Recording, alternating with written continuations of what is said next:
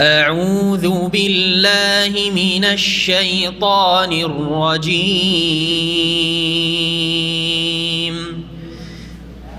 إن الله اشترى من المؤمنين أنفسهم وأموالهم بأن لهم الجنة يقاتلون في سبيل الله فيقتلون ويقتلون وعدا عليه حقا في التوراة والإنجيل والقرآن ومن أوفى بعهده من الله فاستبشروا ببيعكم الذي بايعتم به وذلك هو الفوز العظيم. التائبون العابدون الحامدون السائحون الراكعون الساجدون الآمرون بالمعروف والناهون عن المنكر والحافظون لحدود الله وبشر المؤمنين. ما كان للنبي والذين آمنوا أن يستغفروا للمشركين ولو كانوا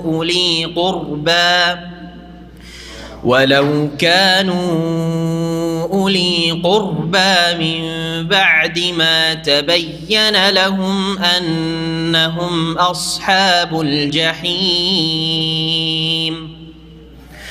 وما كان استغفار إبراهيم لأبيه إلا عن موعدة وعدها إياه فلما تبين له أنه عدو لله تبرأ منه إن إبراهيم لأواه حليم.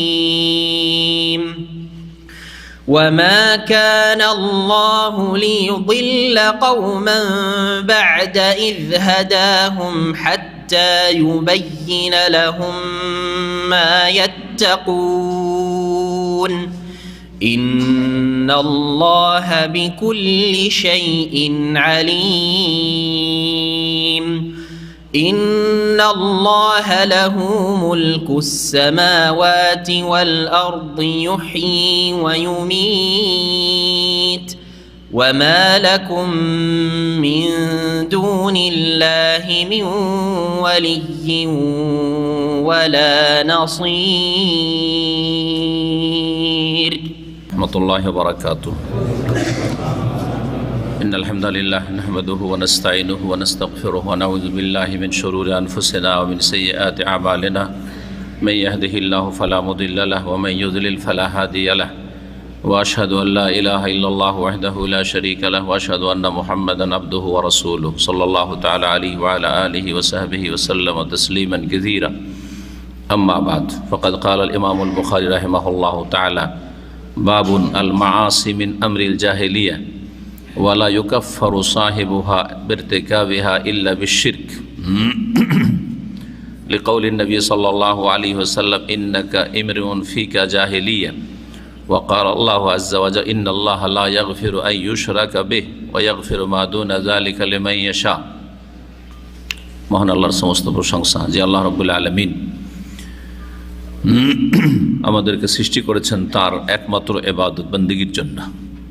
যারা তার ইবাদতে বড় শিরক করে অথবা ইবাদত করতে গিয়ে বড় কুফর করে বা ইবাদতকে অমান্য করে তারাই হচ্ছে কাফের বা মুশরিক। আর যারা ঈমানের সাথে, ঈমানের ওপর থাকা সত্ত্বেও ঈমান ভঙ্গকারী এমন কোনো বিষয়ে জড়ায়নি, কিন্তু বেশ কিছু জাহিলিয়াতের বা কুফরির চরিত্র রয়েছে, তারা গুনাহগার যদিও, কিন্তু তারা ইসলাম থেকে বহিষ্কৃত হয় না। এ হচ্ছে আল্লাহ রাব্বুল আলামিনের রহমতের একটা দিক, যে মানুষের অপরাধের জন্য আল্লাহ রাব্বুল আলামিন তাদেরকে চিরস্থায়ী আযাব দেবেন না বা শাস্তি দেবেন না। আমাদের ধারাবাহিক আলোচনা সহিহুল বুখারীর চলছে। আজকে পর্ব নম্বর 9, 25শে রবিউল আউয়াল 1441 হিজরি, অধ্যায় নম্বর হচ্ছে 22। ইমাম বুখারী রাহিমাহুল্লাহ বলছেন এই ঈমানের পর্বে বাবুল মাআসি, বাবুন আল মাআসি মিন আমরিল জাহিলিয়া, এই অধ্যায় হচ্ছে এই বিষয় সম্পর্কে যে গুনাহগুলি হচ্ছে বা মানুষের পাপাচার হচ্ছে মিন আমরিল জাহিলিয়া, জাহিলিয়াতের আচরণ বা জাহিলিয়াতের চরিত্র। জাহিলিয়াত মানে কুফরির যুগ। নবী করিম সাল্লাল্লাহু আলাইহি ওয়াসাল্লামের নবুয়ত প্রাপ্তির পূর্বে যে যুগটা ছিল শিরক কুফরির যুগ আরব জগতে, সেটাকে জাহিলি যুগ বলা হয়। জাহেল মানে মূর্খ, জাহেল মানে অজ্ঞ, কিন্তু এখানে সেই অর্থে জাহিলিয়াত বা জাহিলি যুগ বলা হয় না। অজ্ঞ মানে যে জানে না, জাহেল মানে যে জানে না। আলেমের বিপরীত হচ্ছে জাহেল, আলেমের বিপরীত হচ্ছে জাহেল। আলেম মানে জ্ঞানী, যে জানে। আলেম মানে আমাদের দেশে আলেম মানে হচ্ছে যে শরীয়তের আলেম, তাই না?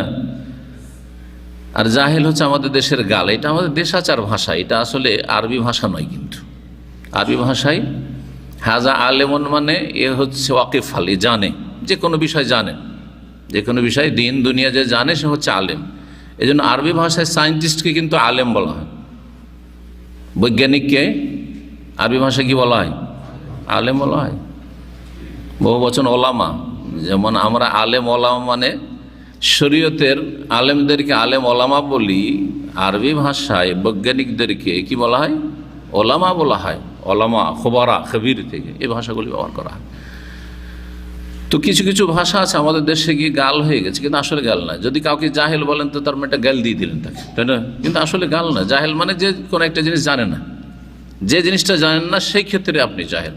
আমি যে বিষয়টা জানি না সেই ক্ষেত্রে আমি জাহেল, হ্যাঁ, গাল হয়ে গেল না? কোনো গাল নাই। অনেক কিছু জানি না, সামান্য কিছু জানি না। আল্লাহ তো কোরআনে বলছেন ওমা উতিতু মিনাল ইলমি ইল্লা কালিলা। আরে যতই পণ্ডিত হয়ে যাও, যতই জ্ঞানী হয়ে যাও, তোমাদেরকে ওমা উতিতু মিনাল ইলমে, জ্ঞান দেওয়া হয়নি, ইল্লা কালিল্লা, সামান্য ছাড়া, সামান্য কিছু জ্ঞান ছাড়া আর বেশি কিছু দেওয়া হয়নি। জি, তো যে বিষয়গুলি আমাদের জানা নেই সেই ক্ষেত্রে আমরা জাহিল।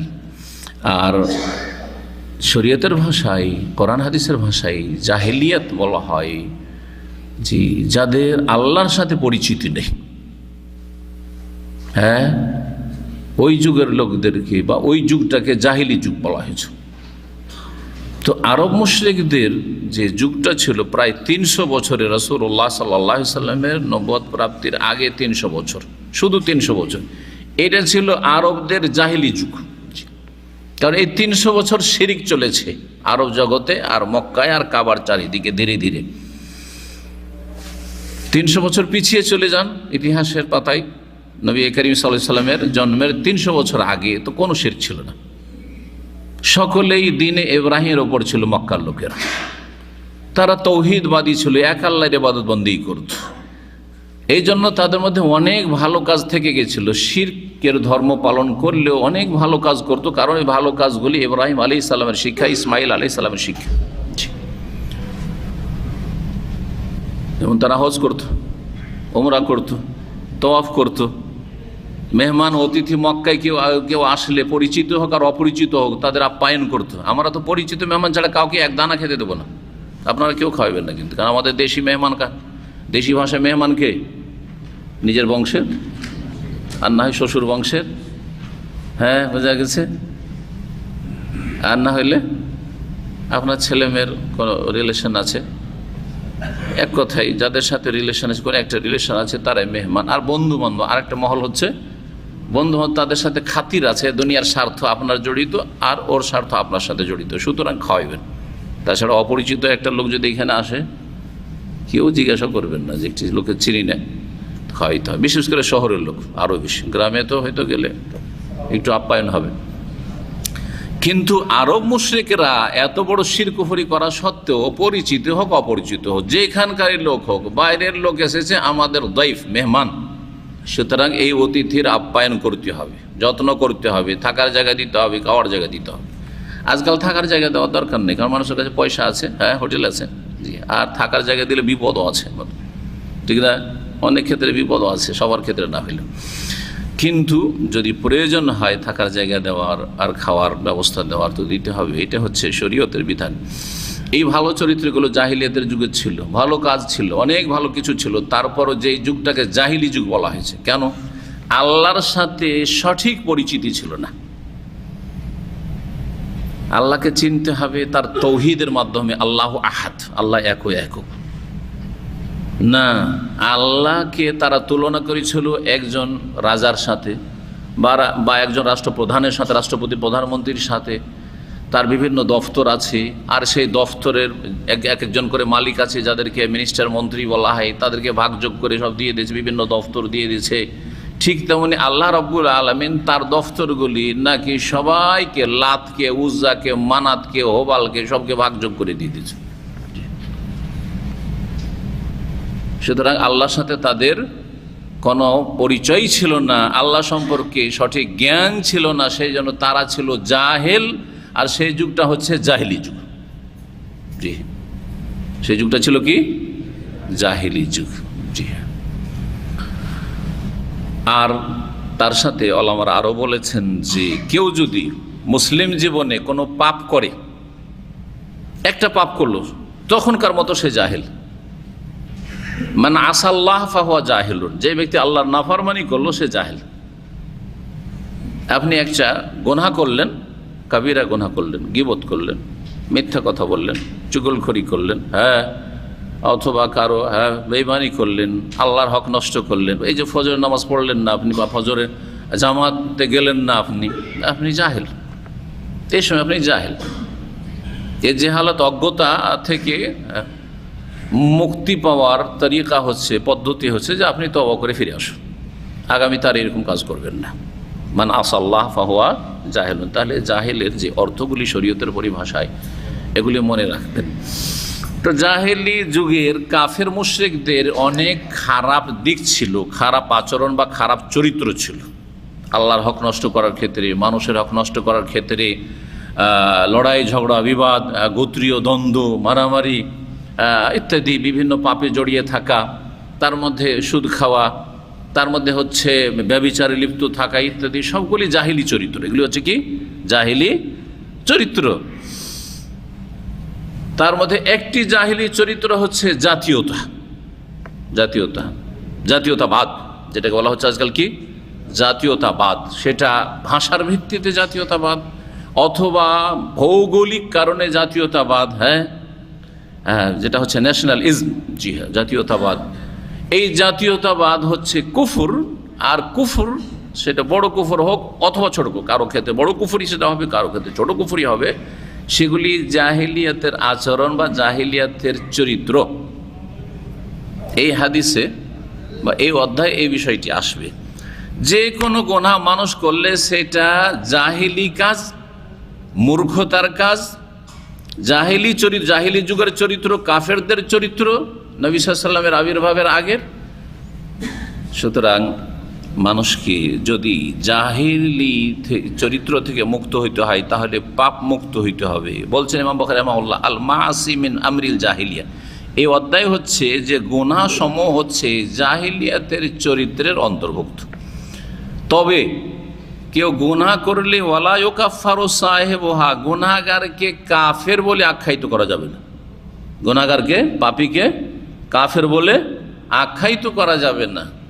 কেউ একজন বেঈমানি করলো, মুসলিম, কাফের, আবেগের ফতোয়া আজকাল আমাদের সমাজে আছে না, এটা চলবে না। আপনার আবেগ দিয়ে ফতোয়া দিলে হবে না। বিশেষ করে এই যে ধর্মীয় দ্বন্দ্ব, অর্থাৎ এই যে ইসলামের নামে দল উপদল যে ফিরকাবাজি পয়দা হয়েছে, এতে যদি ইখতিলাফ থাকে কারো সাথে, তাহলে ডালাহারে ফতোয়া দিয়ে দাও, কাফের কাফের। আর এই ক্ষেত্রে সবচেয়ে বেশি সোচ্চার হচ্ছে বেদাতপন্থীরা অথবা চরমপন্থীরা। বেদাতপন্থীরা কাফের ফতোয়া দেয় সবচাইতে আগে। আকীদার ক্ষেত্রে মিলাদুন নবী করে না, নবীর তৌহিন করে, নবীর সাথে গোস্তাকি করে, কাফের দিল ফতোয়া। কথা বোঝা গেছে? আর চরমপন্থীরা এই ক্ষেত্রে খুব আগে। চরমপন্থী কারা? জঙ্গি যারা, সন্ত্রাসী।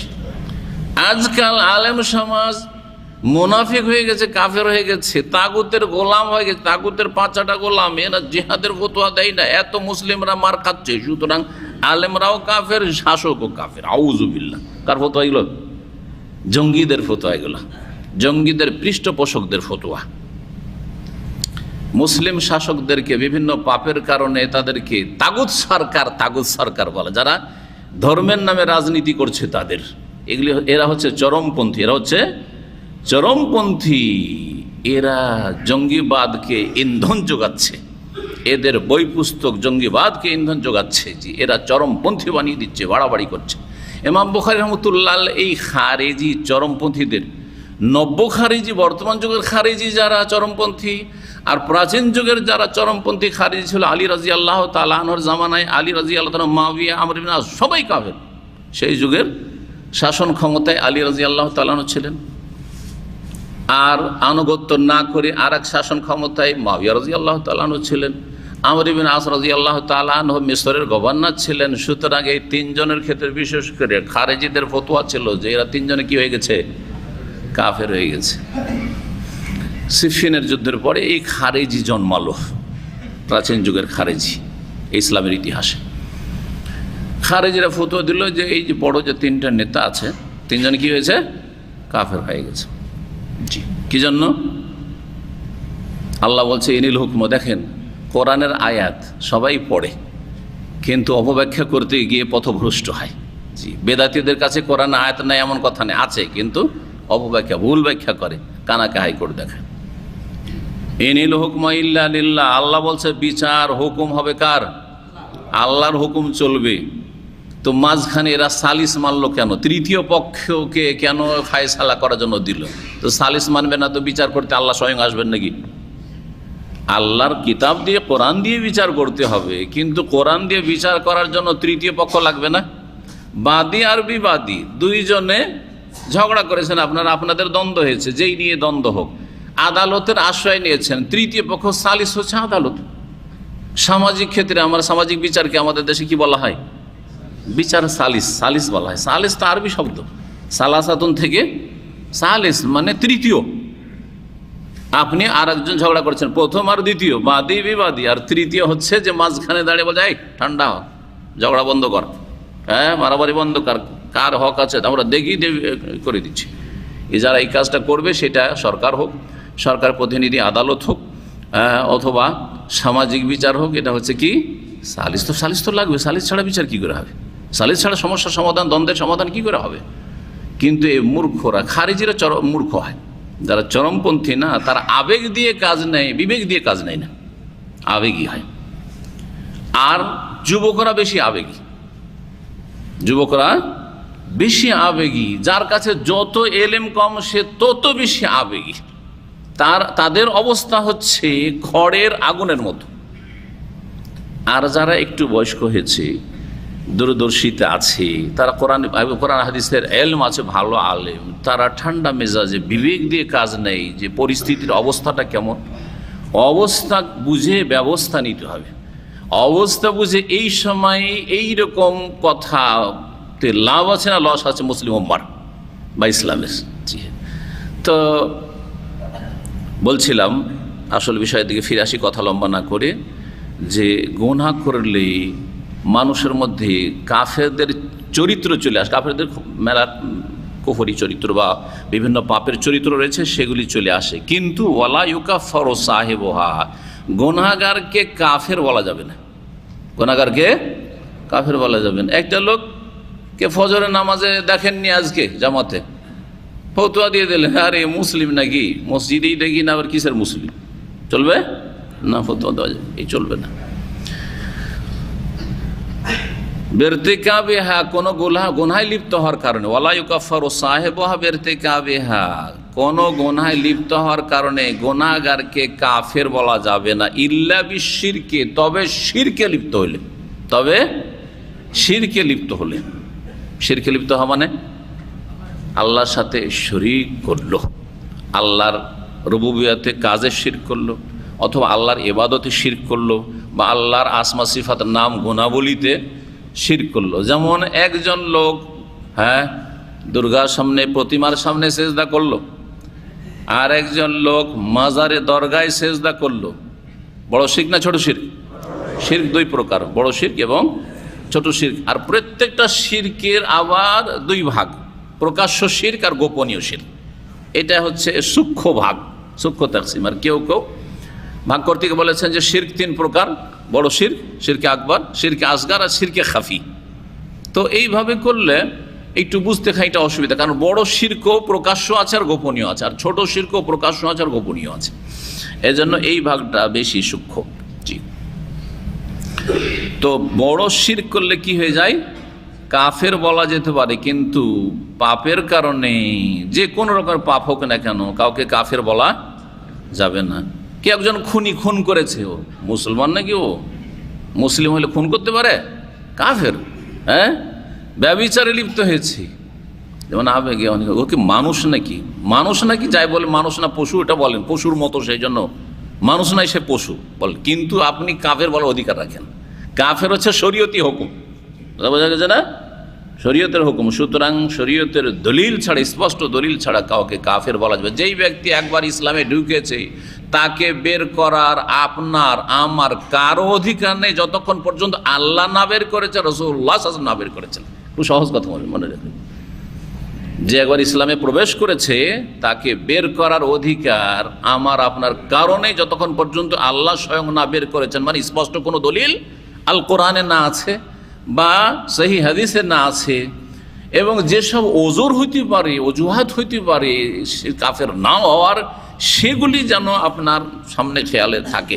সেগুলি বলছি কি হইতে পারে। তাহলে বড় শিরক করলে কি হয়ে যাবে? কাফের হয়ে যাবে। শুধু শিরক নয়, শিরকের সমতুল্য কোনো গুনাহ করলে কাফের হয়ে যাবে। মাজারে সেজদা করলো না, দুর্গাকে সেজদা করলো না, কিন্তু দ্বীনের স্পষ্ট কোনো বিধানকে অস্বীকার করলো, কাফের বলবেন না?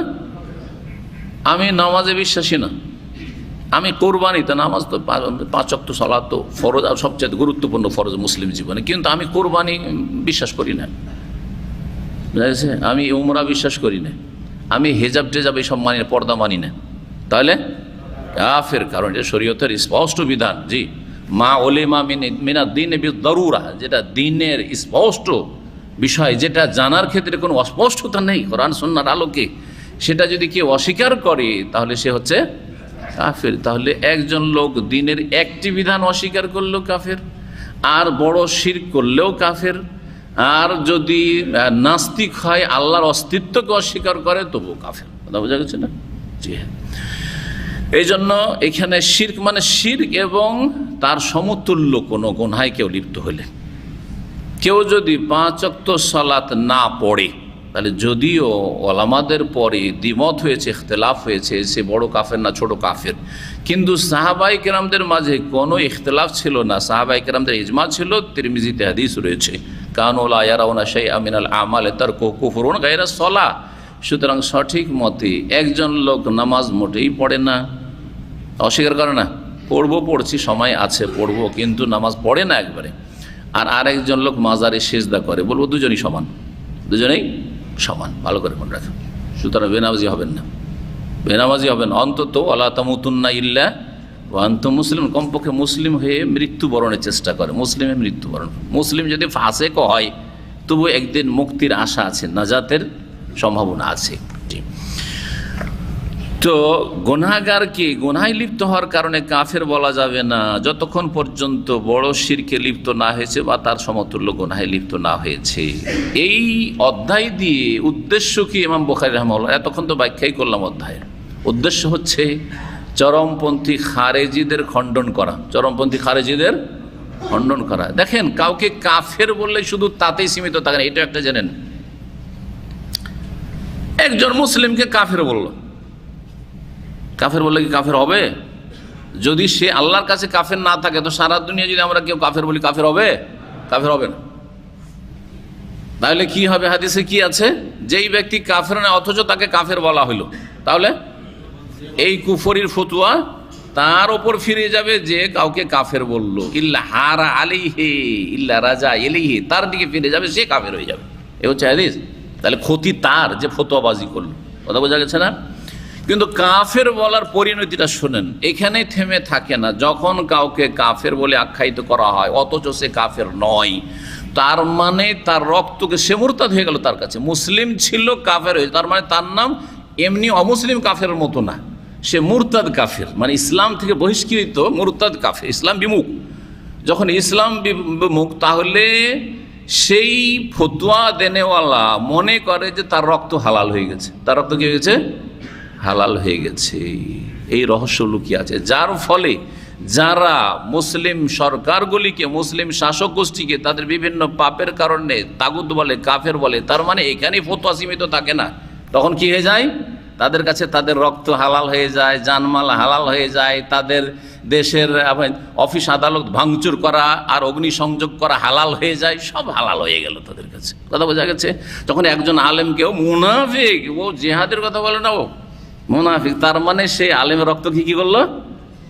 হালাল করে দিল। যখন বললো যে সে মিলাদ মানে না, কিয়াম মানে না, সে শবে বরাত মানে না, সে কাফের, এই যে ফতোয়া দিল বেদাতি, যখন বেদাতি ও চরমপন্থী ফতোয়া দিল, তখন তার রক্তকে কি করে দিল?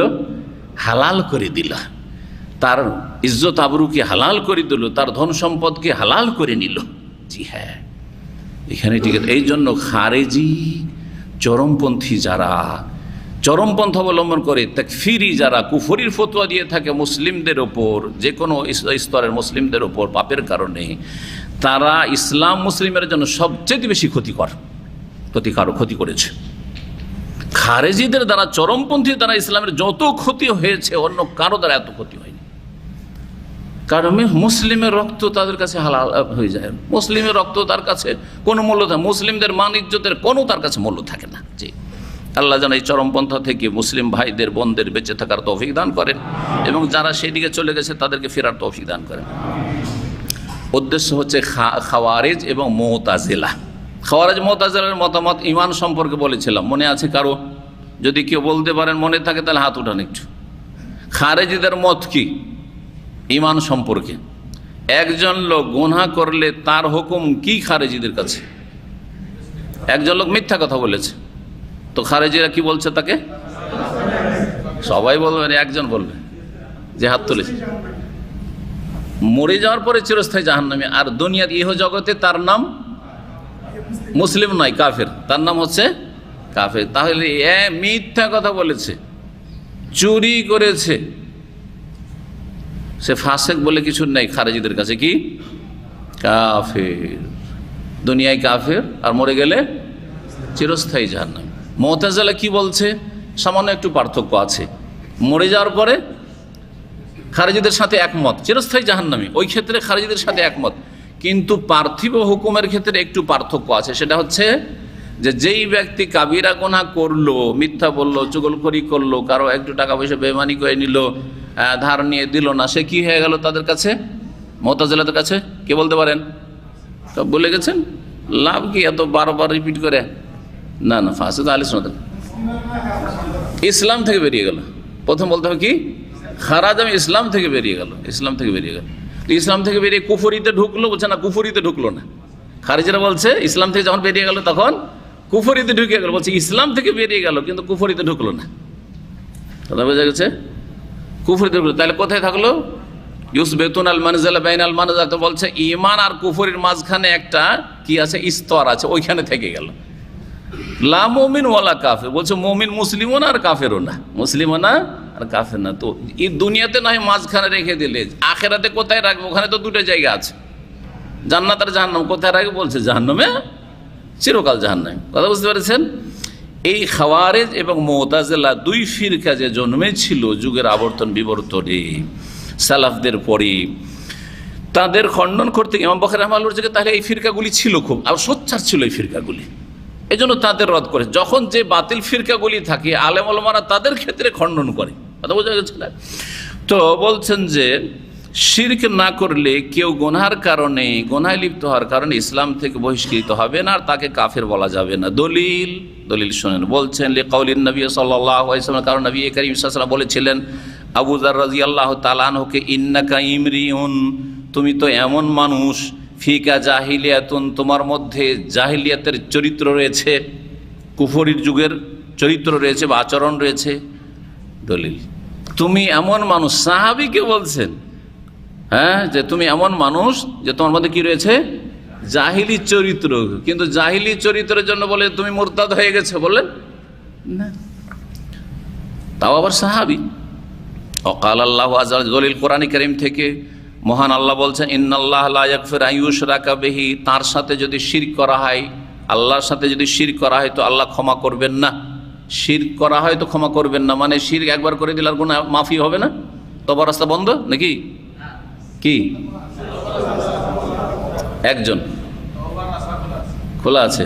তো কোরআন যে বলছে যে শিরক করলে আল্লাহ মাফ করবেন না, শিরকের অবস্থায় মারা গেলে, কথা লাগে তো কি, শিরক করে ওই অবস্থায় বা শিরকি আকীদা নিয়েই মারা গেল, যেই ব্যক্তি এই আকীদা নিয়ে মারা গেল যে আল্লাহর বড় বড় গস কুতুব আছে, যারা অসাধারণ ক্ষমতা রাখে, পৃথিবীকে ধারণ করে আছে, আল্লাহ যখন রাগান্বিত হন যে আমি ধ্বংস করে দেব দেশকে, তখন গস কুতুবরা ধরে থাকে, থেমে নাই।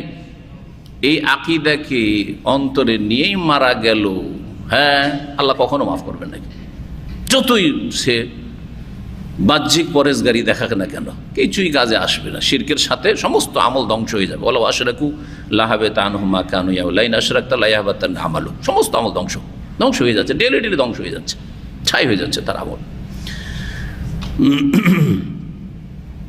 তাহলে শিরকের অবস্থায় মারা গেলে, কিন্তু শিরক কুফরি করেছে আর করার পরে তওবা করার সুযোগ পেয়ে গেছে, মাফ করবেন না? করবেন না আল্লাহ? বহুবার মাজারে সিজদা করেছে, বহুবার দুর্গাকে সিজদা করেছে, লাথোবালকে সিজদা করেছে, আর তারপরে তওবা করেছে, মাফ হয়নি? হবে না কেন? সাহাবীরা তো অধিকাংশ এরকম ছিলেন। অল্প কিছু সাহাবী ছিলেন যারা জাহিলিয়াতের যুগেও প্রতিমা পূজায় যেতেন না, অল্প হাতে গোনা একজন, বাকি সবাই তো মূর্তি পূজা করতেন, আর তারপরে ওখান থেকে উঠে এসেছেন। আল্লাহ মাফ করেছেন না করেননি?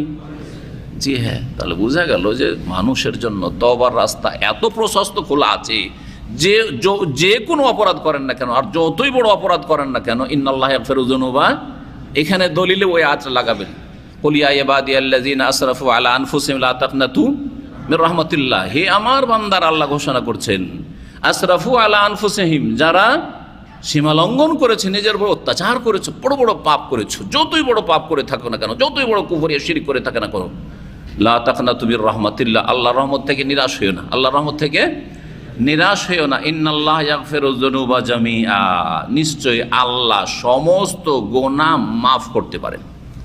ইয়াগফিরু যুনুবা, আবার জামিআন বলছে, যুনুব মানে তো গুনাহ সমূহ, কিন্তু জামিআন আরো তার সমস্ত, জামিআন মানে সমস্ত গুনাহ আল্লাহ মাফ করতে পারেন। খালিদ বিন ওয়ালিদ, আবু সুফিয়ান, নবী সাল্লাল্লাহু আলাইহি ওয়াসাল্লামের দাঁত শহীদ হলো ওহুদে, 70 জন সাহাবায়ে কেরাম শহীদ হলেন। হ্যাঁ, নেতৃত্বে কমান্ডে কে ছিল? প্রধান সেনাপতি খালিদ বিন ওয়ালিদ, কাফেরদের। আর তাদের প্রধান ব্যক্তি যে যুদ্ধ পরিচালনা করছিলেন তিনি ছিলেন আবু সুফিয়ান, কুফরির অবস্থায়। কিন্তু কয়েক বছর পরে দুইজনে ইসলাম গ্রহণ করলেন, আর সাহাবী জালিল, সম্মানিত সাহাবী হয়ে গেলেন। তাদের দ্বারা ইসলামের বহু খেদমত হয়েছে। জি, রাদিয়াল্লাহু আনহু আজমাইন। তো আল্লাহ মাফ করেছেন। ওই রকমই আপনার আমার সামনেও দরজা খোলা আছে, যারা বিভিন্ন পাপ অতীতে করে ফেলেছেন, যা অতীত হয়ে গেছে, করার কিছু নেই, একটাই সহজ রাস্তা, সেটা হচ্ছে ইউটার্ন করে ফিরে আসেন। ইউটার্ন করে ফিরে চলে আসেন দ্রুত। যেমন ভুল রাস্তায় চলে গেলে তাড়াতাড়ি আপনি রাস্তা খুঁজেন, কাঁটা তারের বেড়া আছে হাইওয়েগুলোতে, তারপরেও কোনো জায়গায় কাঁটা তার ছেঁড়া আছে কিনা দেখে, ধুলো বালি বা থাকলেও ওখান দিয়ে কোন রকম করে গাড়িটা ঘোরাবার চেষ্টা করেন। ওই রকমই একেবারে শিগগির আপনি আপনার পাপের রাস্তায় যে আপনার জীবনের গাড়িটা চলে গেছে, গাড়িটা তাড়াতাড়ি ফিরাবার চেষ্টা করেন, এটি হচ্ছে তওবা। এটা হচ্ছে তওবা। তওবা মানে হচ্ছে প্রত্যাবর্তন করা।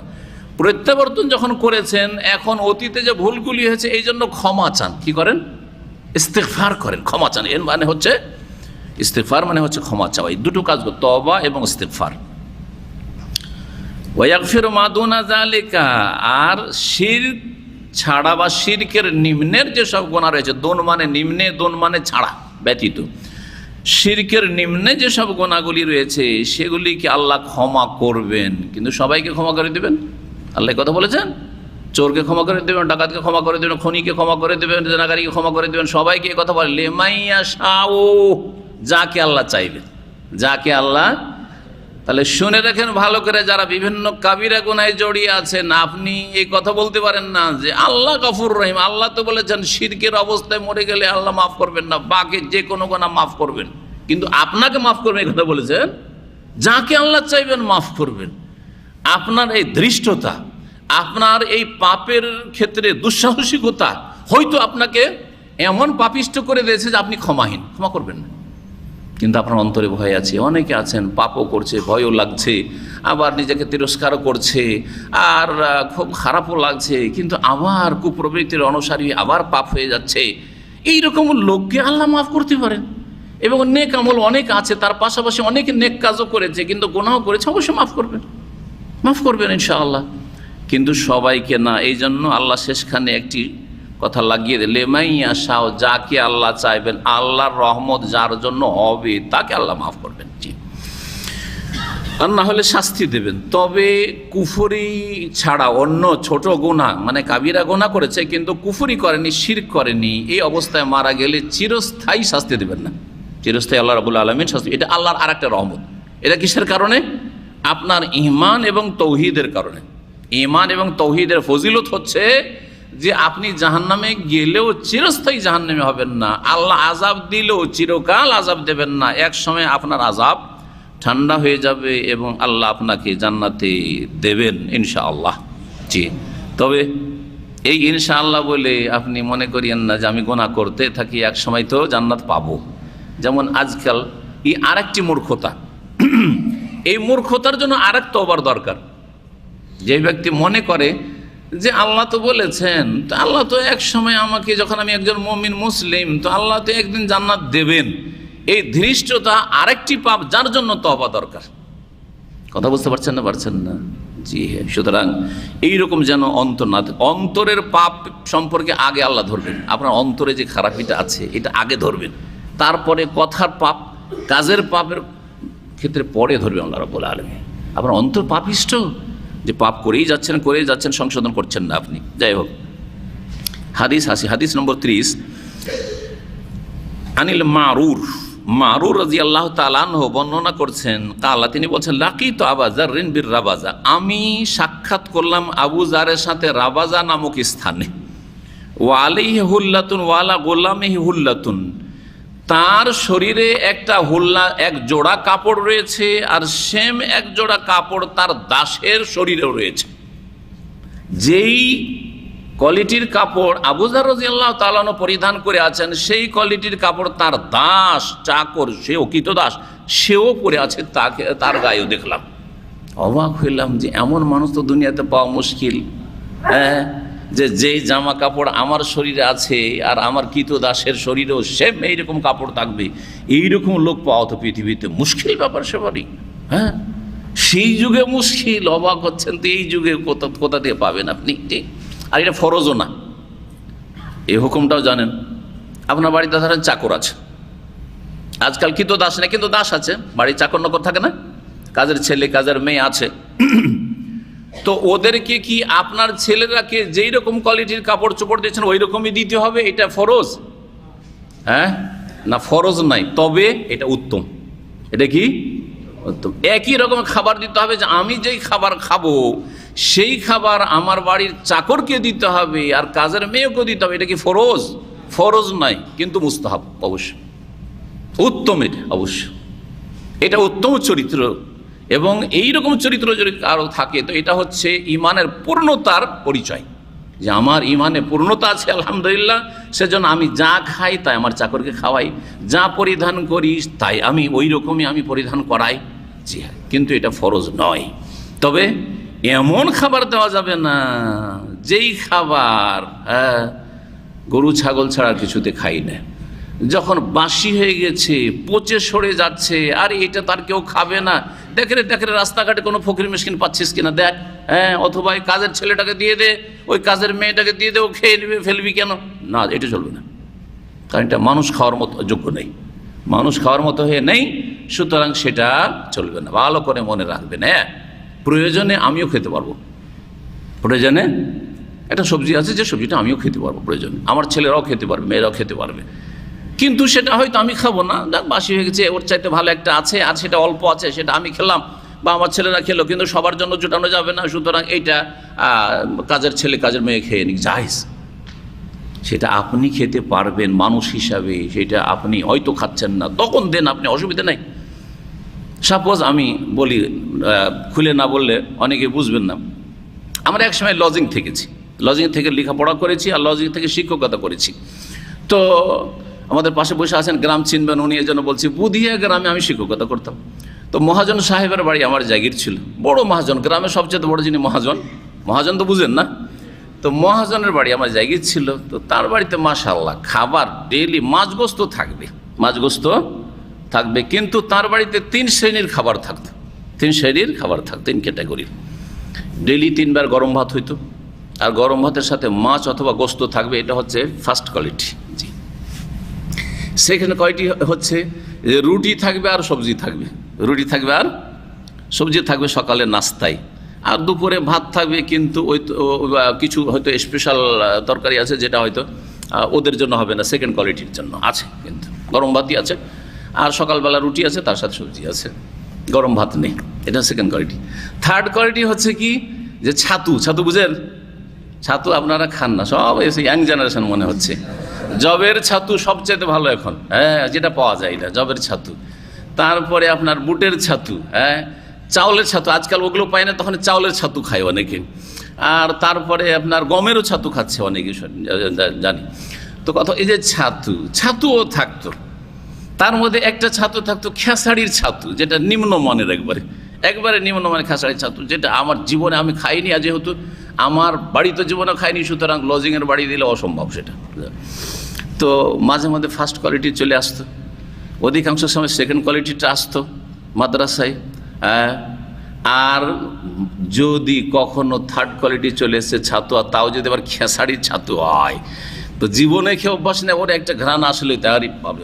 বাসি পেটে শিক্ষকতা করে বৃহস্পতিবারে 3টা ক্লাস করে এই সকাল 9টা বেজেছে, দেখলাম যে না সামনে আছে ছাতু, সুতরাং বাসি কিছুই খাবো না, চললাম বাড়ি চলে গেলাম। ওই গিয়ে দুপুর হইলো, বাড়িতে গিয়ে পৌঁছে খাবার খেলাম। তো কথা হচ্ছে এই 3 শ্রেণীর খাবার ছিল, এটা দুর্নাম করার জন্য না, অনেকের বাড়িতে এইরকম 3 শ্রেণীর খাবার আছে। তো খাবার অবশ্যই ছাতু খাওয়া যাবে, সুতরাং অসুবিধা নেই, কিন্তু না সব সময় তাদেরকে ছাতু খাওয়াবেন, আর আপনার বৌমাদেরকে ওই সেকেন্ড কোয়ালিটি রুটি খাওয়াবেন, আর আপনি এই শুধু গরম ভাত আর মাছ গোস্ত খাবেন, এটা নয়। মাঝে মাঝে এগুলো তাদেরকে একটু করে দেবেন, সবসময় না দিতে পারলো, এটা হচ্ছে উত্তম চরিত্র, এটা হচ্ছে উত্তম চরিত্র। বাসি পচা দেবেন না, আল্লাহ নিষেধ করেছেন। আল্লাহ কোনো নেকি লান তানালুল বিররা হাত্তা তুনফিকু মিম্মা, চতুর্থ পারার প্রথম আয়াত, লান তানালুল বিররা, নেকিতে পৌঁছিতেই পারবে না কখনো, হাত্তা তুনফিকু, যতক্ষণ পর্যন্ত ব্যয় না করবে, খরচ না করবে, দান খেরাত না করবে, মিম্মা তুহিব্বুন, তোমার প্রিয় বস্তুটি যেটা তোমাকে ভালো লাগে সেটা যতক্ষণ পর্যন্ত খরচ না করবে, ততক্ষণ পর্যন্ত পুরোপুরি নেকি পাবে না। তো রাবাজা নামক স্থানে আবু যারের সাথে সাক্ষাৎ হলো। এই রাবাজা কোথায় আছে দেখি, সৌদি আরব সম্পর্কে কার কতটা নলেজ আছে, কেউ যদি বলতে পারেন তো ভালোই, প্রাইজ পাবেন একটা। রাবাজা কোথায়? কেউ জানেন না? কেউ জানেন না, তার মানে মদিনা থেকে যখন আল কাসিম আসবেন, রাস্তায় একটা শহর আছে হানাকে কেউ চেনেন? চেন না, যারা রাস্তাঘাটে খুব গাড়ি চালায় তারা চেনে, আমি আছে কিছু ভাইরা চেনে। তারপরে কাসিমের আগেই যে আজকাল যে হাইওয়ে আছে, হাইওয়ে থেকে এক সাইডে বেশ কিছু দূর যেতে হবে, কয়েক কিলোমিটার যেতে হবে, ওখানে কিন্তু রাবাজার লোকেশন দেওয়া আছে, রাবাজার লোকেশন দেওয়া আছে। আমরা খেয়াল করি, কারণ অনেকে খেয়াল করেন এগুলো জিনিসগুলো। তো রাবাজা আছে একটা জায়গায়, সেখানে কোনো শহর টহর নাই, সেখানে কিছু হয়তো আজকাল ওই বেদুইনরা বাস করে, যারা উট বা ছাগল চড়ায়, তারা হয়তো বসবাস করে বা থাকে মাঝে মধ্যে এই রাবাজা। সেখানে মদিনা থেকে হিজরত করে আবু যার রাদিয়াল্লাহু তাআলা আনহু চলে এসেছিলেন, বা তাকে পাঠিয়ে দেওয়া হয়েছিল যে তুমি বাবা মদিনায় থাকিও না, তুমি চলে যাও রাবাজায় গিয়ে থাকো গা, মানুষের সাথে ঝামেলা হবে না।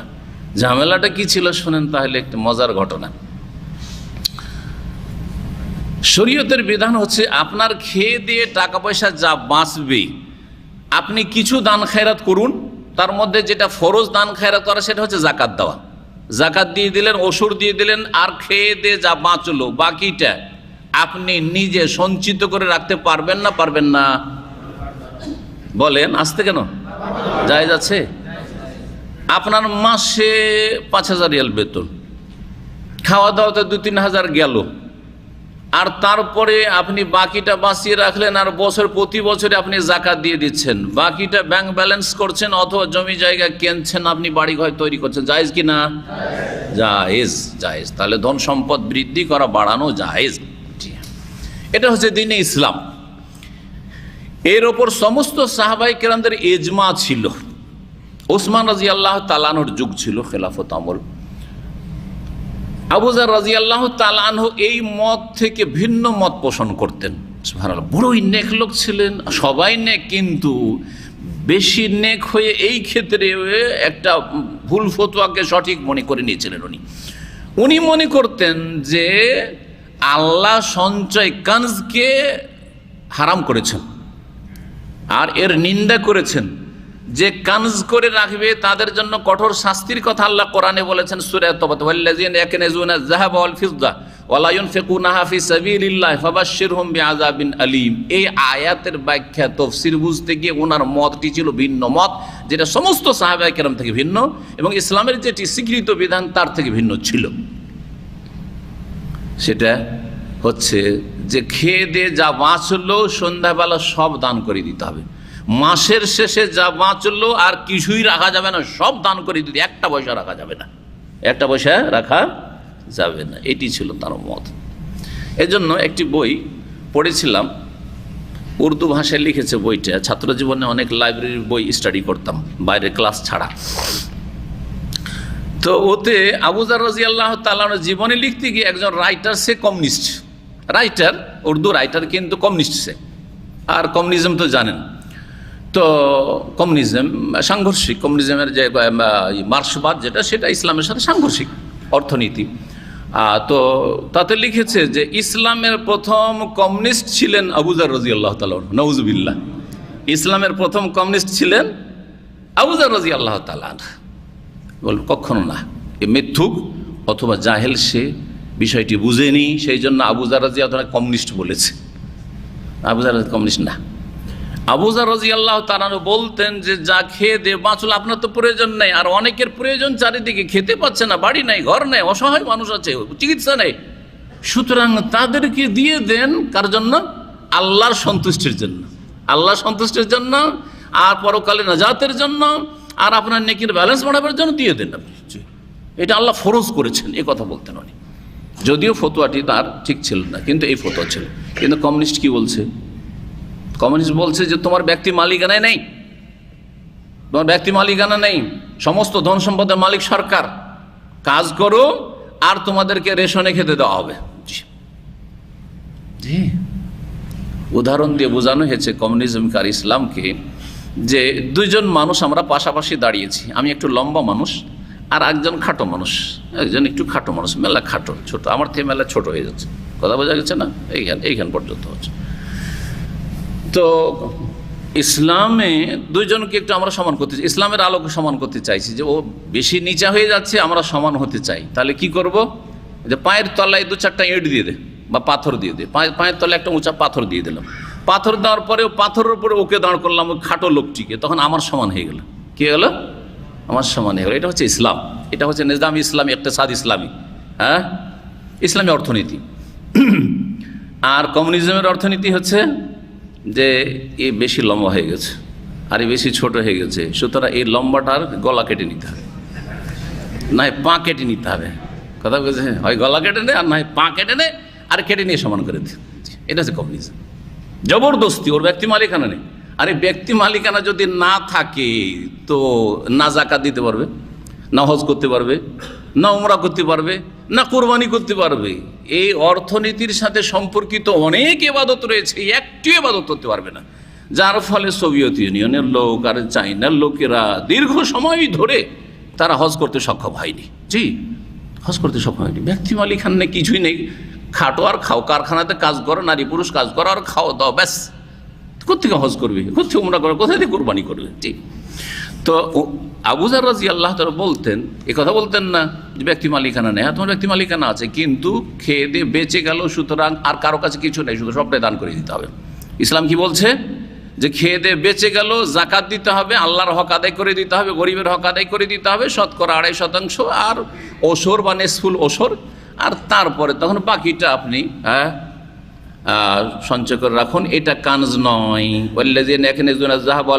যারা যাকাত দেয় না আর টাকা পয়সা সঞ্চয় করে রাখে, ওয়ালা ইউনফিকুনা ফি সাবিল, আল্লাহর রাস্তায় খরচ করে না, মানে যাকাত দেয় না, যাকাতে খরচ করে না, ফাবাশশিরহুম বিআযাবিন, তাদেরকে মর্মান্তিক শাস্তির সুসংবাদ দিয়ে দাও।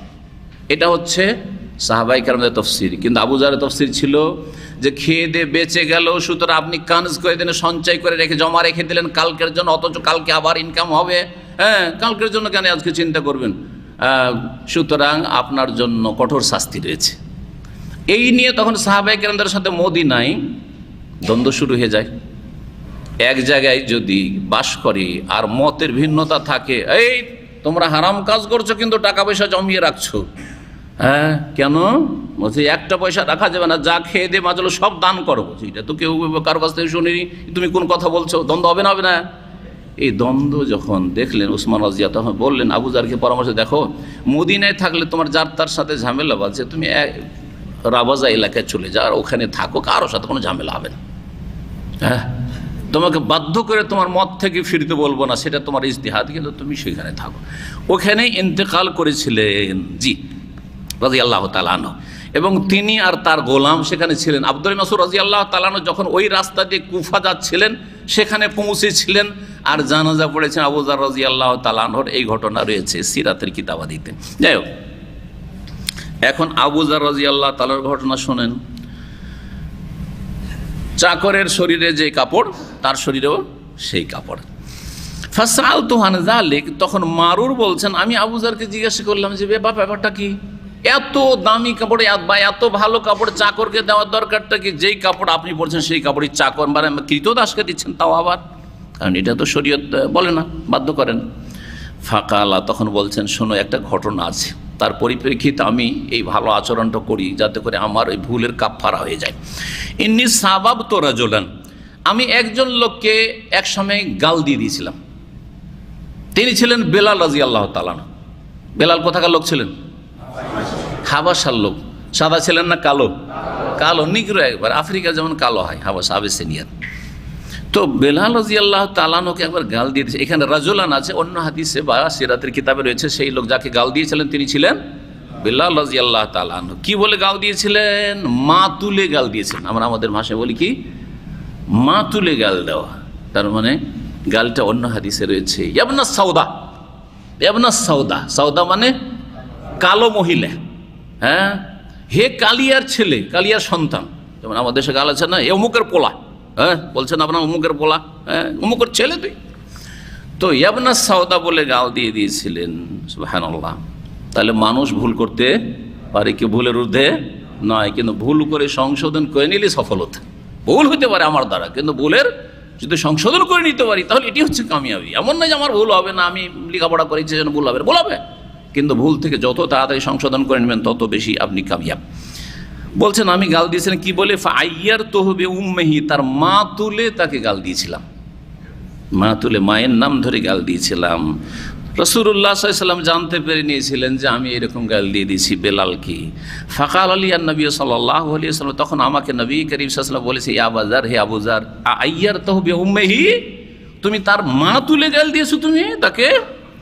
ইন্নাকা ইমরিউন ফিকা জাহিলিয়া, তুমি তো এমন মানুষ যে তোমার মধ্যে এখনো জাহিলি চরিত্র থেকে গেছে। তুমি মুসলিম হয়েছো, সাহাবী হয়েছো, আমার হাতে হাতে ইসলাম গ্রহণ করেছো, তুমি কত নেক আমল করছো, কিন্তু তোমার মধ্যে এখনো কুফরি যুগের, জাহিলিয়াতের যুগের আচার আচরণ থেকে গেছে। সেটা ছিল কি? জাতীয়তাবাদ। তুই কালো, কালোর সন্তান, আর আমি হচ্ছি সাদা, আমি হচ্ছে আরব আর তুই হচ্ছে আফ্রিকান। বুঝতে পারলেন না? তাহলে বোঝা গেল এই জাতীয়তা যদি কারো মধ্যে থাকে, যতই এলেম হাসিল করেন না কেন, আপনার মধ্যে জাহিলি কাফেরদের চরিত্র আছে। কাফের না আপনি, কিন্তু কাফেরদের চরিত্র আছে। তাহলে জাহিলিয়াত কি বলছে? জাতীয়তা হচ্ছে কার চরিত্র? কুফরি চরিত্র, জাহিলিয়াতের চরিত্র। সাগিরা গুনাহ না কাবিরা গুনাহ? যে এর জন্য কিছু বলা লাগে না, মনের ভিতরে যদি এটা থাকে, মনের ভিতরে থাকে যে আমি আমার ভাষাভাষীকে বেশি ভালোবাসি, ভাষার ভিত্তিতে, এটা হচ্ছে জাতীয়তা। আমি আমার দেশের ভিত্তিতে আমি বেশি ভালোবাসি, উনি আমার দেশি আর উনি ভিনদেশি, সুতরাং ভিনদেশির তুলনায় দেশিকে ভালোবাসি। এটি হচ্ছে জাহিলিয়াত। এটি হচ্ছে কি? জাহিলিয়াত। যদি এই মতবাদে বিশ্বাসী হন, এই থিওরিতে বিশ্বাসী, তাহলে আপনি ইসলামের থিওরি, ইসলামের বিধানে বিশ্বাসী নন, সুতরাং বড় কুফরি সেটি। আর যদি তাতে বিশ্বাসী না হয়ে আপনি আবেগে বলে দিলেন কখনো, বা এরকম আচরণ করে দিলেন দুনিয়ার স্বার্থে করছেন আপনি, তাহলে এটি হচ্ছে কাবিরা গুনাহ, জাহিলিয়াতের চরিত্র। তাহলে কুফরি হচ্ছে দুই রকম। গত সপ্তাহের অধ্যায় ছিল অকুফরুন দুনা কুফরিন, কুফরি দুই রকম রয়েছে, বড় কুফরি আর ছোট কুফরি। তাহলে যে মতবাদগুলি রয়েছে, যে সমাজবাদ, যতগুলি বাদ বা ইজম রয়েছে, সমাজবাদ, তারপরে আপনার কি বলছে মার্ক্সবাদ, মাওবাদ, তারপরে আপনার কি পুঁজিবাদ, আর তারপরে আপনার এই কি বলছে জাতীয়তাবাদ, যতগুলি বাদ রয়েছে, এই বাদগুলিতে যদি কেউ থিওরিক্যালভাবে ধ্যান ধারণায় বিশ্বাসী হয়, তাহলে সে বড় কুফরিতে রয়েছে। আর যদি তাতে বিশ্বাসী নয়, কিন্তু আবেগে অথবা দুনিয়ার স্বার্থে, দুনিয়ার মোহে, বা কারোর সাথে একটা বিদ্বেষ, ওর সাথে বৈরিতা আছে, তাই ও পাকিস্তানি, আমি অমুক দেশি, এইরকম কথাবার্তা, এই মসরি, ও এরকম কথা বলে দিল, তাহলে এটা কাবিরা গুনাহ করলো। কি করলো? কাবিরা গুনাহ করলো, কাবিরা গুনাহ করলো। এইরকমই কিছু লোক আবেগে, কিছু লোকের খারাপ চরিত্রের কারণে গোটা দেশের নাম ধরে, মেসরি আবার ভালো হয় নাকি? তা আপনি যখন বলবেন মেসরি ভালো হয় নাকি, তখন বাঙালিও তো বদনাম হয়ে আছে, তখন বাঙালি মানেই খারাপ। বাঙালি মানে কি? খারাপ। হ্যাঁ, আরবদের একটা ধারণা এরকম তৈরি হয়ে গেছে না? না না, ঢালাহারি। কোনো জাতিকে ভালো বলা যাবে না, আর কোনো জাতি খারাপ বলা যাবে। প্রত্যেক জাতিতে খারাপ আছে আর প্রত্যেক জাতিতে ভালো আছে। এটি আল্লাহর হিকমত। যেটা স্বর্ণযুগ, সাহাবাই কেরামদের যুগ, রাসূলুল্লাহ সাল্লাল্লাহু আলাইহি যুগ, সেই যুগে আবু জাহাল, আবু লাহাব ছিল, যাতে করে কেউ না ভাবে যে কোনো একটা যুগ, যেই যুগের সবাই ফেরেশতা চরিত্রের ছিল না। যদি কোনো যুগে ফেরেশতা চরিত্রের সংখ্যা বেশি থাকে, তো ইবলিশ চরিত্রেরও কিছু লোক থাকবে। জি, প্রত্যেক জাতিতে থাকবে, প্রত্যেক জাতিতে থাকবে, যারা জাতিকে কলুষিত করেছে, বা জাতির কি করেছে, যেটাকে বলা হচ্ছে ভাবমূর্তি নষ্ট করেছে। বলছেন যে আমি যখন এরকম কথা বললাম, রাসূলুল্লাহ বললেন যে আবু জার, তুমি কেমন মানুষ, তোমার মধ্যে এখনো জাহিলিয়াত থেকে গেছে, এটা কেন? তুমি ওকে কালিয়ার ছেলে, কালিয়ার সন্তান কেন বললে? ইখওয়ানুকুম খাওয়ালুকুম, ইখওয়ান আখুনের বহু বচন, ভাই, আর খাওয়াল মানে হচ্ছে তোমাদের অধীনস্থরা, মানে তোমাদের চাকর নকর যারা, তোমাদের চাকর নকর বা দাস দাসী যারা, বা তোমাদের অধীনস্থরা তোমাদের ভাই। কি বলে রাসূলুল্লাহ সাল্লাল্লাহু আলাইহি ওয়াসাল্লাম? বাড়ির চাকর আছে, কাজের ছেলে, কাজের মেয়েরা আছে, ওরা তোমার ভাই, তোমার বোন। তোমার ভাইয়ের সাথে, বোনের সাথে যেমন আচরণ করো, তেমনই তোমার কাজের মেয়ের সাথে আচরণ করবে। এমন নয় যে তার আপনি আপনার ইজ্জতের উপর আক্রমণ করবেন, তার উপর কুদৃষ্টি দেবেন। আউযুবিল্লাহ। একজন মুসলিম, সত্যিকার মুসলিম হইল কোনো কাফের মেয়ের ওপর, কাফের মেয়ের ওপর, আল্লাহদ্রোহী মেয়ের ওপর কুদৃষ্টি দেবেন না, কারণ সেটা পাপ, সব ক্ষেত্রে পাপ। জি, একজন মুসলিমের হাত, পা, চোখ থেকে অমুসলিমরাও নিরাপদ। ভালো করে শুনে রাখেন, সত্যিকার মুসলিম হইলে। অমুসলিম তাদের স্বজাতির অনিষ্ট থেকে নিরাপদ নয়, কিন্তু একজন ধার্মিক মুসলিম হলে তার অনিষ্ট থেকে একজন অমুসলিম অবশ্যই নিরাপদ। কখনো তার ইজ্জতের দিকে হাত বাড়াবে না, কখনো তার ইজ্জতের দিকে নজর দেবে না একজন সত্যিকার মুসলিম হলে।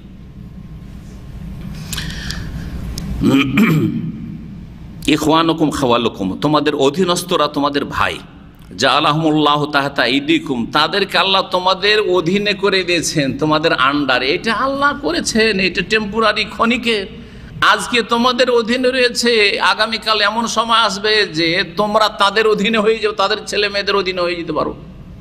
একসময় যারা মুঘল যুগে রাজ করেছে, নবাব পরিবার, সে নবাব সিরাজউদ্দৌলা পরিবার, আজকে অন্যের গোলামি করতে হচ্ছে, অন্যের গোলামি করতে হচ্ছে, ইংরেজদের গোলামি করতে হচ্ছে, তারপরে গোলামির ওপর গোলামি চলছে। তো এটা হচ্ছে যুগের আবর্তন, সুন্নাতুল্লাহ, সুন্নাতুল্লাহ। সুতরাং কখনো মনে করবে না যে এই অবস্থায় চিরকাল থেকে যাবে। এটি বড় ভুল যে মানুষ মনে করে যে যে অবস্থায় আছে মনে হয় এর পরিবর্তন ঘটবে না, আমি আর আমার আগামী প্রজন্ম কিয়ামত পর্যন্ত মনে হয় আমরা সবাই নেতা আর নেতাই থেকে যাব, মালিক আর মালিকই থেকে যাব। আজকের আমির কারকের গরিব পথের ফকির হয়ে কার অধীনে চলে যাবেন। নবী করিম সাল্লাল্লাহু আলাইহি সাল্লাম বলছেন আরও নসিহত করে, ফামান কানা আখুহু তাহতা ইয়াদিহি, সুতরাং কারো ভাই যদি তার আন্ডারে থাকে, তার অধীনে থাকে, মানে আপনার বাড়িতে চাকর চাকরানি থাকে, ফালইউতইমহু মিম্মা ইয়াকুল, যা খায় তা থেকে যেন খাওয়াই। এটা হচ্ছে উত্তম, বললাম এটা হচ্ছে উত্তম। যা খাচ্ছেন তাতে থেকে খাওয়ান, পুরোপুরি না পারলে কিছুটা খাওয়াবে। আর একটা দিক মনে রাখবেন, একেবারেই কিছু খাওয়াচ্ছেন না এমন করবেন না, এটা আবার ফরজ। কিন্তু ধরেন আপনার বাড়িতে রসগোল্লা তৈরি হয়েছে, হ্যাঁ, আপনার বাড়িতে পোলাও তৈরি হয়েছে আর সাদা ভাতও আছে, চাকর কাজের ছেলে মেয়েকে শুধু কি দিলেন, সাদা ভাত দিলেন, পোলাও এতটুকু দিলেন না, এটা হারাম। আপনি পেট ভরে যদি পোলাও না দিতে পারেন, যে আমি পোলাও দিতে পারলাম না, আমি খাসির গোস্ত, গরুর গোস্ত পুরোটা দিতে পারলাম না, অল্প কিছু দেন। আপনি 5 পিস খেলেন তো তাকে 1-2 পিস দেন, কিছুটা দেন, এটা জরুরি। ঢেরে ঢেরে তাকে সবজি খাওয়াবেন, এটা চাইজ নাই। মনে রাখতে হবে বিষয়গুলি, এগুলি আমাদের বাস্তব জীবনের সাথে সম্পর্কিত বিষয়। জি, অনেকের ধরেন পরের মেয়ে, আপনার মেয়ে আছে আর আপনার বৌমা আছে, এই দুটোতে বৈষম্য করে। নিজের মেয়েকে স্পেশাল করে আপনার মা তুলে খাওয়াচ্ছে, আর আপনার ওয়াইফে আরে কিছু বাঁচেনি, লবণ ভাত খেয়ে নাও। হ্যাঁ, না, মোটেই জায়েজ নয়, মোটেই জায়েজ নয়। আরে 5 পিস খাওয়াচ্ছেন আপনার মেয়েকে, আপনার ছেলেকে ওইটাকে কমিয়ে দেন, 3 পিস খাওয়ান, আর 2 পিস, 1 পিস বাঁচিয়ে 1-2 পিস করে দেন ওদেরকে দেন। ফরজ এটা, শুধু চাকরের ক্ষেত্রে নয়, কাজের ছেলে মেয়েদের ক্ষেত্রে নয়, বরং বৌমাদের ক্ষেত্রে এটা খেয়াল রাখতে হবে। জি, আপনার মেয়েও কখনো অপরের বাড়িতে যেতে পারে, সুতরাং সাবধান হয়ে যাবেন। জি, এই ক্ষেত্রে অবিচার করবেন না। ওয়াল ইউলবিসু মিম্মা ইয়ালবাস, যা পরিধান করবে তা থেকেই পরিধান করাবে। মাঝে মধ্যে, সবসময় যদি নাও পারেন আপনার মতো কোয়ালিটির একটা জামা দেবেন, একটু ভালো দামি, যেটা ঈদ পরবে। ঈদের সময় আপনার চাকর চাকরানি ভালো একটা পোশাক পরবে, এই অধিকার নেই তার?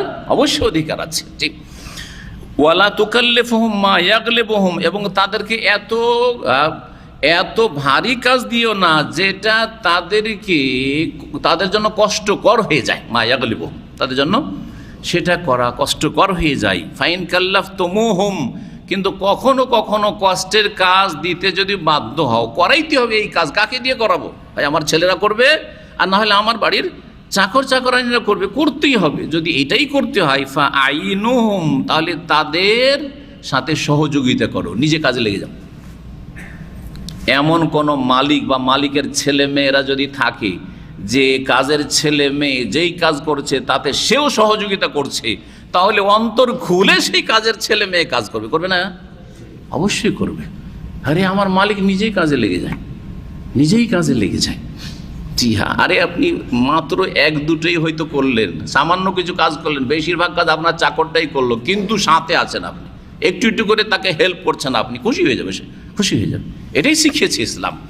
যদি তাকে কষ্টকর কাজ দিয়ে থাকো তাহলে ফা আইনুহুম, তাদেরকে সাহায্য করো, তাদেরকে সাহায্য সহযোগিতা করো। এই হচ্ছে নবী করিম সাল্লাল্লাহু আলাইহি সাল্লামের উত্তম উপদেশ, এই হচ্ছে দ্বীন ইসলাম। জি, আরেকটি অধ্যায় নিয়ে আলোচনা করা যাক। বাবুন, এই অধ্যায় হচ্ছে ওয়াইন তাইফাতানি মিনাল মুমিনিনা ইকতাতালু ফাসলিহু বাইনাহুমা। আল্লাহ রাব্বুল সূরা হুজুরাতের আয়াত নম্বর 9 ইরশাদ করছেন, মুমিনদের দুটো দল যদি পরস্পর যুদ্ধে লিপ্ত হয়, ফাসলিহু বাইনাহুমা, তাদের মীমাংসা করে দাও। মুমিনদের দুটো দল পরস্পর যুদ্ধে লিপ্ত, তাহলে দুটো দল হইল, এক দল দ্বিতীয় দল।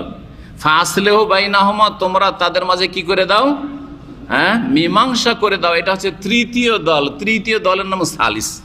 বুঝা গেছে না, যে সালিস ফাসলেহু বাইনাহুমা, সেটা যেইভাবে হোক, সামাজিকভাবে হোক, সামাজিক বিচারে, অথবা রাষ্ট্রীয়ভাবে আদালতের মাধ্যমে হোক, যেভাবে হোক না কেন, কোনো আলেমকে দিয়ে হোক, আর প্রশাসনের কোনো ব্যক্তিকে দিয়ে হোক, যাকে দিয়ে হোক না কেন।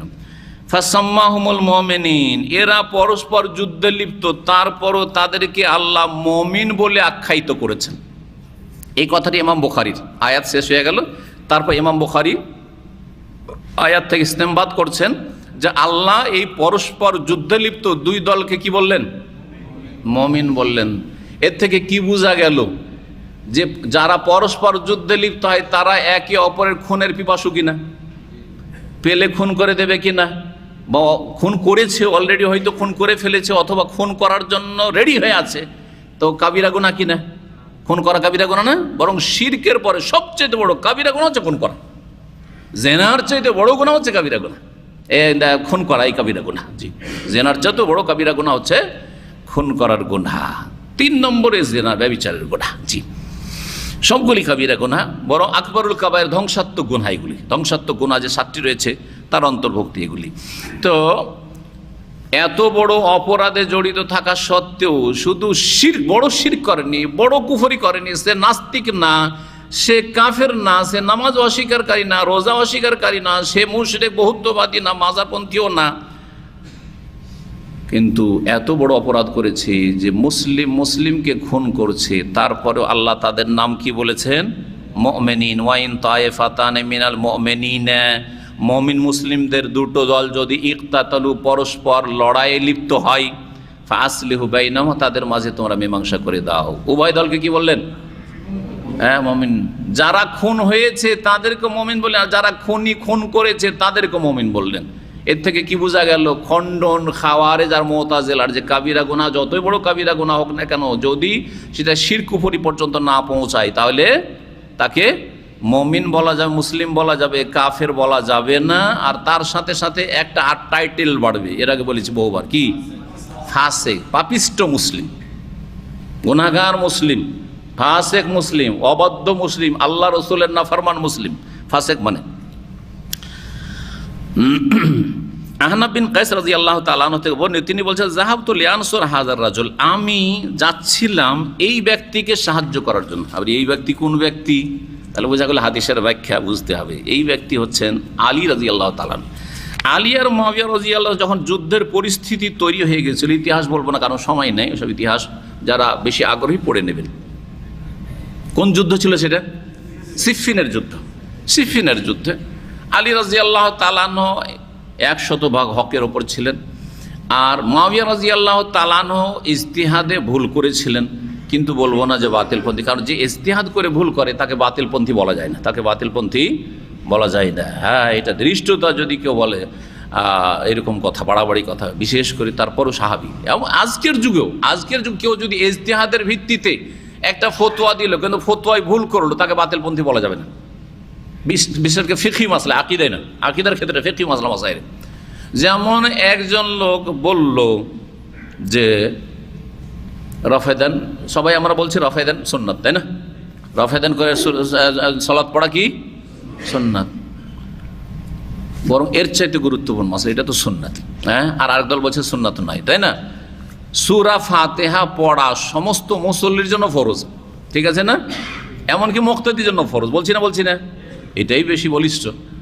কিন্তু কেউ যদি বলে যে ইমামের পিছনেও সূরা ফাতিহা পড়তে হবে না, আর সে দলিলের ভিত্তিতে, তার হাওয়ার ভিত্তিতে না, কুপ্রবৃত্তির উপর ভিত্তি করে নয়, বরং দলিল সংশয়ের কারণে সে এখনো একমত হইতে পারলো না, সে বলছে না না না, ইমামের পিছনে সূরা ফাতিহা পড়া লাগবে না, তাহলে তাকে বাতিলপন্থী বলবো না। বলে ভুল করেছে, কিন্তু কি করেছে? ইজতিহাদে ভুল করেছে, কিন্তু শর্ত হচ্ছে ইজতিহাদের যোগ্যতা, আলেম হইতে হবে তাকে। জাহিল লোক আবার ফতোয়াবাজি করলে হবে না, তাকে কি হইতে হবে? যোগ্য। সুতরাং ইমাম আবু হানিফা রাহিমাহুল্লাহ মাসলায় ভুল করলেও তিনি মুজতাহিদ, তাকে বাতিলপন্থী বলবো না, হকপন্থী বলবো। কেন? কারণ তার কাছে দলিল যতটা পৌঁছেছে তার আলোকে তিনি বলেছেন যে সূরা ফাতিহা মুক্তাদিকে পড়া লাগবে না, শুধু একাকী নামাজিকে লাগবে আর ইমামকে লাগবে, 2 নামাজিকে লাগবে, তৃতীয় নামাজি মুক্তাদি পিছনে যে পড়বে তাকে লাগবে না, সে শুনুক আর নাই শুনুক। আবার ইমাম মালিক আর ইমাম আহমদ বলছেন না, শুনলে লাগবে না, না শুনলে অবশ্যই লাগবে। কি করছে সে? শুনেও না পড়বে না, মানে তার লাগবে। ওদের দলিল ওর চাইতে, ইমাম আবু হানিফার চাইতে বেশি শক্তিশালী। আর ইমাম শাফি, ইমাম বুখারী বলছেন আরে শোনুক আর না শোনুক, সর্ব অবস্থায় মুক্তাদিকে পড়া লাগবে। জি, লা সালাতা লিমান লাম ইয়াকরা বিফাতিহাতিল কিতাব। তো এই দুটি উক্তির কোনো একটি উক্তি কেউ যদি গ্রহণ করে তো সে হকের কাছাকাছি। কিন্তু যেই ব্যক্তি সূরা ফাতিহা একেবারে পড়ে না, দলিলের ভিত্তিতে বা পড়ার ফতোয়া দেয় না, দলিলের ভিত্তিতে, কুপ্রবৃত্তির ভিত্তিতে নয়, তাকে বাতিলপন্থী বলবো না। যদিও বলবো এই ক্ষেত্রে তিনি ভুল করেছেন। এই ক্ষেত্রে তিনি কি করেছেন? ঠিক ওই রকম মুআবিয়া রাদিয়াল্লাহু তাআলা বড় একজন আলেম, রাসূলুল্লাহ সাহাবী, রাসূলুল্লাহ শ্যালক, তিনি তার যুক্তিতে ভুল করেছেন যে আগে আমার আত্মীয় উসমান রাদিয়াল্লাহু তাআলাকে শহীদ করা হলো, কেসাস নেওয়া হোক, তারপরে আমি আনুগত্য করব, আপনার সাথে বায়াত করব। আলী রাদিয়াল্লাহু বলছেন কেমন করে ধরবো? তুমি আগে হাত শক্ত করো, আমার আনুগত্য করো, আর তারপরে তখন ওই খুনিগুলোকে ধরি। আলী রাদিয়াল্লাহু কথা বেশি ঠিক ছিল, কিন্তু ইজতিহাদে ভুল করেছেন কে? মুআবিয়া রাদিয়াল্লাহু। কিন্তু বাতিলপন্থী বলা যাবে না। যাই হোক, এই যুদ্ধের সময় আবু বকর দেখলেন যে আলী যেহেতু হকপন্থী, হ্যাঁ, তার কথা বেশি ঠিক, সুতরাং তার সাহায্য করার জন্য বেরিয়েছিলাম। ফাল্লাকিয়ানি কে ছিলেন? তিনি আহনাব বিন কাইস, আবু বকর না, আহনাব বিন কাইস ছিলেন।